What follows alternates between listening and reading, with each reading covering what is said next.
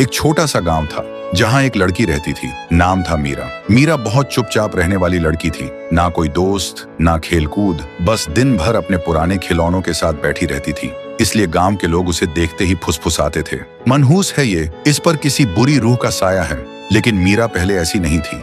वह एक वक्त पर बहुत हंसी खुशी रहने वाली लड़की थी। उसके पापा गांव के सबसे प्यारे आदमी थे। हर शाम काम से लौटते वक्त वह मीरा के लिए खिलौने लेकर आते थे और फिर दोनों मिलकर देर तक खेला करते थे। लेकिन एक रात पापा काम से घर वापस नहीं आए। मीरा और माँ दरवाजे पर खड़े बस उनका रास्ता ताकते रहे। फिर सुबह पता चला उनकी लाश रास्ते के किनारे पड़ी थी। ना कोई चोट, ना एक्सीडेंट, बस उनकी आंखें खुली थी, जैसे मौत से पहले उन्होंने कुछ बुरा देख लिया।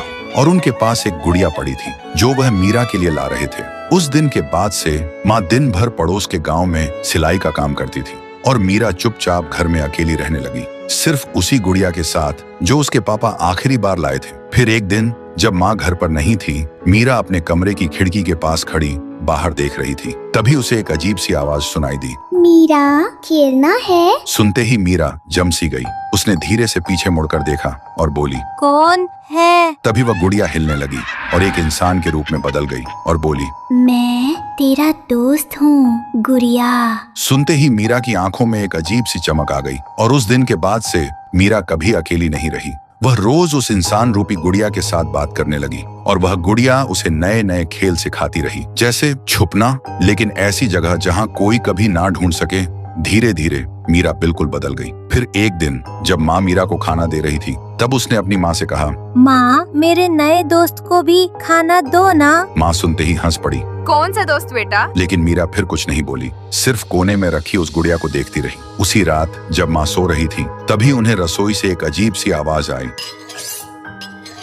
जैसे कोई छुरी से किसी चीज को काट रहा हो। सुनते ही माँ डर के मारे घबरा के उठी और रसोई की तरफ बढ़ी। लेकिन रसोई के अंदर आते ही उन्होंने जो देखा, उनका खून जम गया। मीरा फर्श पर बैठी थी और अपने ही हाथ को छुरी से काट रही थी और ठीक उसके सामने वह गुड़िया रखी थी जिसके मुंह पर मीरा का खून लगा हुआ था। ये देखते ही माँ जोर से चीख पड़ी, मीरा! लेकिन मीरा बिल्कुल शांत थी। फिर वह धीरे से मुस्कुराकर बोली, माँ, उसे भूख लगी थी। उस रात माँ इतना डर गई कि उन्होंने मीरा को सीने से लगाकर अपने पास ही सुला लिया। लेकिन जब सुबह हुई और माँ की आंख खुली तो उनके होश उड़ गए। मीरा उनके पास नहीं थी। बिस्तर पर मीरा की जगह वही गुड़िया पड़ी थी। ये देखते ही माँ का कलेजा फट गया और वह फूट फूट कर रोने लगी। और तभी उस कमरे में एक आवाज गूंजी, अब हम एक हो गए माँ। तो दोस्तों, क्या माँ अपनी बेटी को इस शैतानी गुड़िया से बचा पाएगी? और मीरा के पापा की मौत का आखिर असली राज क्या है? अगर जानना चाहते हो तो कमेंट करो। पार्ट 2 चाहिए।